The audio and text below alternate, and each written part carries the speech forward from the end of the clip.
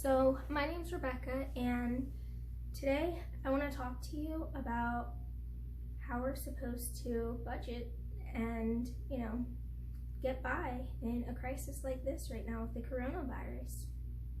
I've seen a lot of personal finance videos out there right now, and they're talking about things like, oh, now's a great time to start investing if you haven't already. You want to buy while the market's lower and dollar cost average and blah, blah, blah, and, lower your expenses and Roth IRA and all of these things. But you know something? Almost 8 out of 10 Americans live paycheck to paycheck, and about half of them don't know where they get the money for a $400 emergency or unexpected expense. Almost half. And that's in good times. So if that's usually the case, and all of this is going on with the coronavirus right now, people are getting laid off, people are, having to take sick time off of work, getting reduced pay, all of these things, well, who cares about that other advice? Why would you be investing if you're trying to figure out how to feed your family? So I want to talk to you about how to budget if this is you or someone you know. If it's someone you know, I ask that you share the video, and if anything that I mentioned in here helps you out, please hit the like button and subscribe, because I want to make some more videos to help you out. So I'm going to talk about right now is Dave Ramsey's 4 walls. So the 4 walls are basically these 4 essential needs that you need to, fund to get taken care of in the particular order. So the first wall that you're going to want to take care of is food. So a good general tip is to shop your pantry or cabinets. That means basically taking a look at what you have and then buying stuff to supplement that. I'm not discouraging you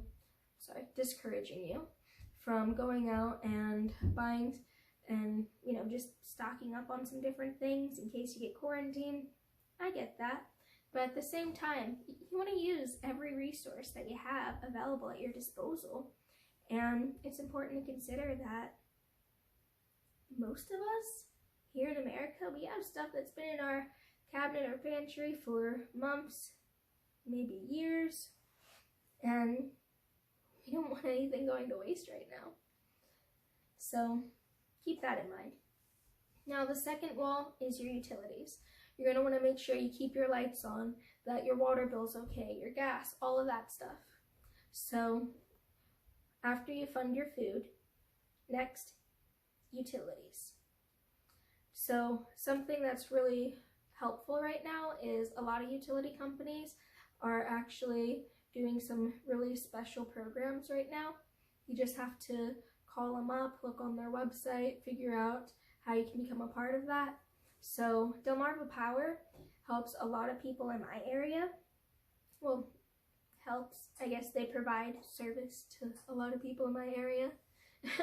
And anyway, I just went on to Google and searched Delmarva Power coronavirus, and just by doing that, I found out that, oh hey, guess what?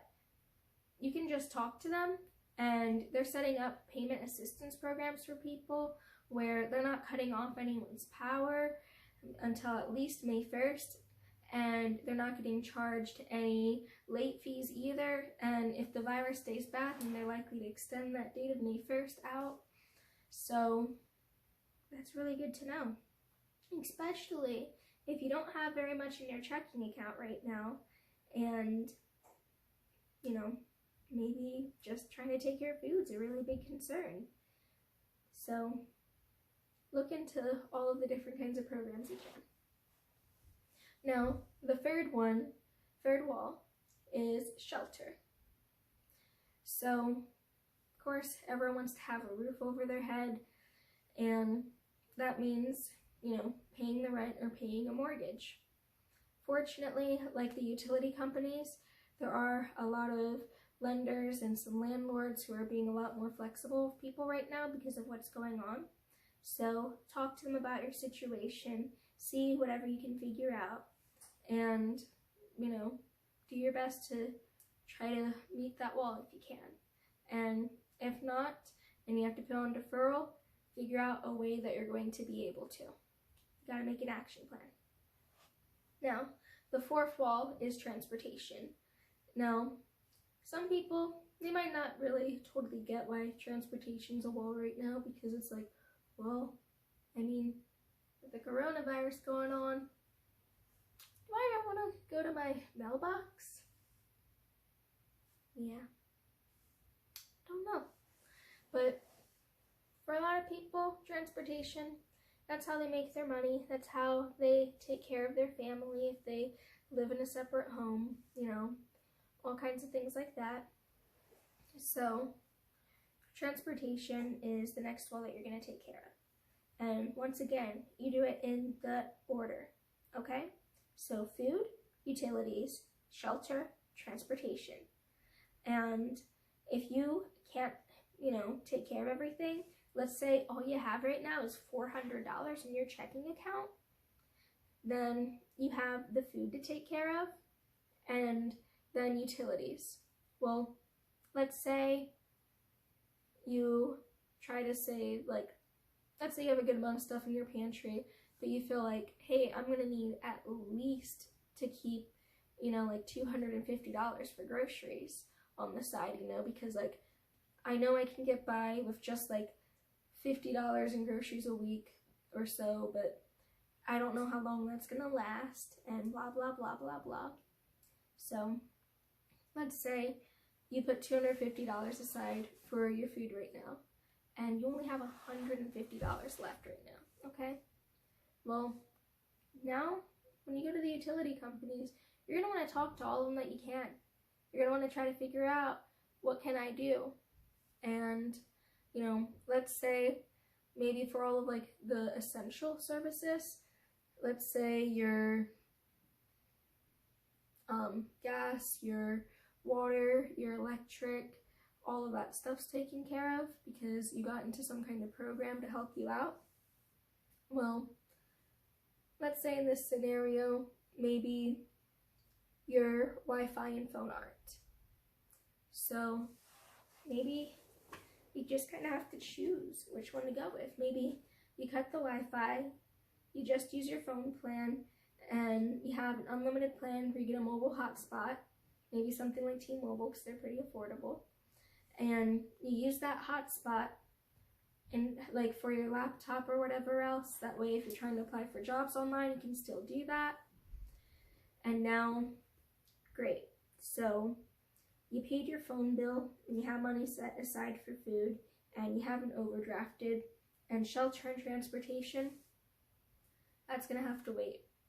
And you're gonna talk to them, you're gonna try to figure out whatever you can, but right now, those need to wait because you need to eat and you need to keep having water and you need to, you know, be able to communicate with your family, that kind of stuff. So that's where you stop, if that's all you had. And that might sound kind of crazy, but it's just what you have to do, you know? No one else should be getting paid. The student loan company shouldn't be getting paid. No one else. And if you have all these different subscription services, cut them out. You know, not necessarily everything. You're just going to be spending a lot of time at home. But like if you have YouTube Red and you have Netflix and you have Amazon Prime TV and, you know, you have Hulu and Showtime and HBO and I believe it's CNBC? I don't know for sure, but CBS, yeah, so like you have CBS too. Well, nah, like choose like one or two. You don't need all that, and you just gotta really, you know, long term figure out how you're going to cut your expenses and increase your income, because if you don't do that, you're going to end up in the same situation. You're going to be just like 79% of Americans, living paycheck to paycheck if you want to keep trying to live normal. Normal doesn't work. Normal is not how people succeed.